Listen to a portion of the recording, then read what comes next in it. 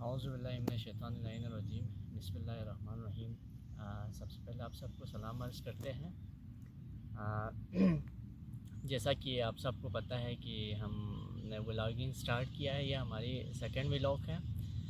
बहुत सारे अहबाब, बहुत सारे दोस्त वो पूछ रहे थे, प्रोसीजर वगैरह पूछ रहे थे, तो मैंने सोचा चलो एक चैनल ही बना लेते हैं। बनाने के बाद यहाँ पे जो जो इन्फॉर्मेशन होगा यहाँ पे शेयर करने से सारे लोग इससे मुस्तफ़ीद होगा, इसलिए मैंने तो यहाँ एक चैनल बनाया है।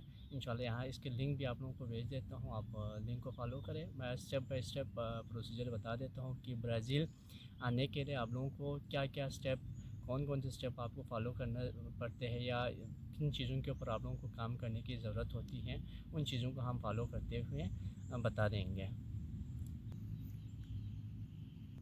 अच्छा मामा सलामत साहब, ये तो अच्छी बात है। आपने सारी चीज़ें बता दिया कि ये वीडियो क्यों बना रहे हैं। तो सारे दोस्त अहबाब की रिक्वेस्ट थी, फरमाइश थी, इस बेस पे आप वीडियो बना रहे हैं, तो ये वेल एंड गुड, अच्छी बात है।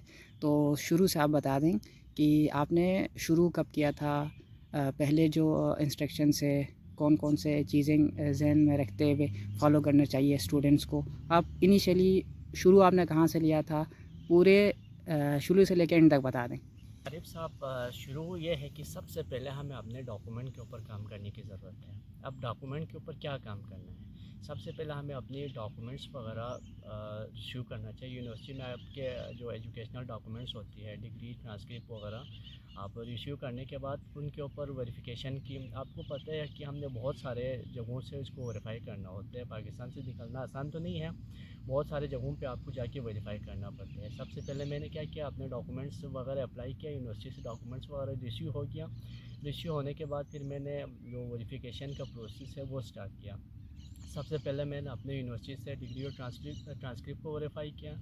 वेरीफाई करने के बाद फिर उसके बाद मेरा जो मैट्रिक और एफएससी है वो मैंने फेडरल बोर्ड से किया, क्योंकि मेरा जो मैट्रिक भी फेडरल बोर्ड से था, एफएससी भी फेडरल बोर्ड से था, तो दोनों मैंने फेडरल बोर्ड से ही वेरीफाई किया। लेकिन मोस्टली स्टूडेंट का क्या होते हैं, या तो वो पिंडी बोर्ड का होते हैं, लाहौर बोर्ड या कराची बोर्ड का होते हैं सेकेंड ईयर या जो मैट्रिक, या जो बोर्ड में आप लोगों ने ध्यान दिया उसी बोर्ड में जाके आपको वेरिफिकेशन करनी पड़ती है। वेरिफिकेशन करने के बाद हमारी जो डॉक्यूमेंट्स होती है वो आईबीसीसी वालों के लिए अच्छा, बेहतर एक होता है। जी पॉइंट जी जी। ये बताएं कि आईबीपीसी के पास आपने सिर्फ आपका सेकेंडरी और हायर सेकेंडरी डॉक्यूमेंट्स, जिसमें आपका डिग्री हो गया, आपका जो ट्रांसक्रिप्ट है, वो दोनों करनी होती है, यहाँ ग्रेजुएशंस की डिग्री भी करनी नहीं होती नहीं है? नहीं आरिफ साहब, जो आईबीसीसी है, आईबीसीसी में सिर्फ आपके मैट्रिक और एफएससी के जो मार्कशीट और जो हमें सदन नहीं मिलती है, उन दोनों की वेरिफिकेशन अच्छा, होती है। इसके जो प्रोसीजर वगैरह है उसके लिए आपको फ़िज़िकली वहाँ जाना पड़ता है या ऑनलाइन? आजकल पाकिस्तान में एक अच्छा ये किया कि एक फ़िज़िकल भी है प्रोसीजर, सेकंड कोरियर भी है। जिनके पास टाइम ज़्यादा हो वो कोरियर तो के आप थ्रू क्या रिकमेंड करते हैं, मैं फ़िज़िकली तो जाना चाहिए या? रिकमेंड यही करता हूँ कि फ़िज़िकल जाएंगे तो हमें जल्दी मिल जाते हैं, क्योंकि उसी दिन ही हमें मिल जाते हैं। कोरियर आप भेज देंगे, फिर उसके बाद आपको आने की भी वेट करना पड़ती है, फिर एक लंबी प्रोसेस है, फिर अच्छा खासा टाइम कंज्यूमिंग है कोरियर का। तो मैं तो यही रिकमेंड करता हूँ कि आप फ़िज़िकल ही जाएँ। तो आप ये बता रहे हैं इस वीडियो में, शुरू में स्टार्ट में आपने सबसे पहले जो काम करने हैं वो आपके डॉक्यूमेंटेशंस के हवाले से काम करने हैं, ऐसे जी ही जी है? बिल्कुल ऐसा ही है आरिफ साहब। सबसे पहले आप डॉक्यूमेंटेशन के ऊपर काम करेंगे, डॉक्यूमेंटेशन के ऊपर काम, फर्दर स्टेप हम आपको बता देंगे। क्योंकि आरिफ आपको भी पता है, आपका भी यही मसला हुआ था पिछले साल, डिग्री गुम हो गया था, फिर आप डिग्री अप्लाई करते करते आपका वो साल ज़ाया हो गया था। आपको भी पता है, वो मुझे भी पता है, उस टाइम हमें जी, किन जी। सिचुएशन का फेस करना पड़ा। तो मैं आज की इस वीडियो में ही वो बता देता हूँ कि सबसे पहले आप डॉक्यूमेंट को वो क्लियर करें। ये आज हम फर्स्ट स्टेप, ये आप लोग क्लियर करने के बाद आप लोग हमें डीएम कर ले, डीएम करने के बाद हम फर्दर स्टेप आप लोगों को बता देता हूँ। अच्छा, ये क्वेश्चंस ज़्यादातर जो स्टूडेंट्स पूछ रहे थे कि अगर जो जिनका गैप वगैरह ज़्यादा है हुआ है, उनका कोई मसला होता है? सर उनका कोई मसला नहीं है, आप और मेरा, हम 2021 में ग्रेजुएट है, सही है। अभी 2026 में हम यहाँ 5 साल बाद आए यहाँ पे। ब्राज़ील में एक चीज़ बहुत पसंद आया आरिफ साहब की, यहाँ पे कोई गैप वेप का कोई सिस्टम नहीं है। भले 10 साल गैप हो, भले 5 साल गैप हो, कोई इशू नहीं है।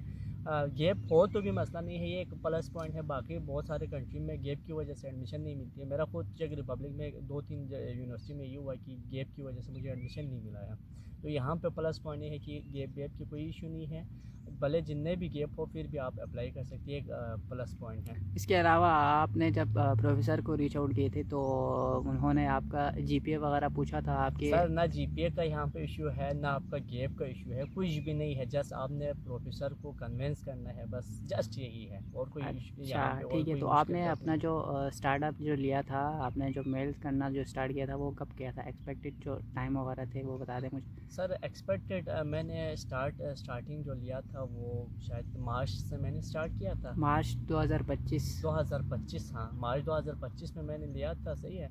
मैं करते करते फिर आपको पता है पाकिस्तान में इतना टाइम नहीं होते थे, जॉब भी करना फिर ईमेल करना ये वो, इसमें इन चक्करों में मेरा दो तीन महीने बाद मुझे पॉजिटिव, बहुत सारे 3-4 यूनिवर्सिटी से पॉजिटिव रिस्पॉन्स आए थे, लेकिन एक यूनिवर्सिटी को मैंने सिलेक्शन किया क्योंकि इस यूनिवर्सिटी की एक तो क्राइटेरिया इजी था एडमिशन के, सेकंड मेरे जो रिसर्च अलाइन करते थे इस प्रोफेसर के साथ, तो मैंने इसको चूज़ किया। चूज़ करने के बाद दिसंबर में मेरा एडमिशन कंफर्म हो गया। तो इसका मतलब इस वीडियो में आपने सिर्फ ये बताया है कि डॉक्यूमेंटेशन वगैरह पे आपने ज़्यादातर फोकस करना है, क्योंकि डॉक्यूमेंटेशन के बगैर आपका जो फर्दर जो भी प्रोसीजर वगैरह है वो समझो नामुकम्मल होगा। बिल्कुल जो ज़ीरो प्री है सर। रिक्विजिट है वो आपके डॉक्यूमेंटेशन है। जी जी बिल्कुल फजूल है, अगर आपके पास डॉक्यूमेंट नहीं है तो फिर आप बाहर का सोचे ही नहीं।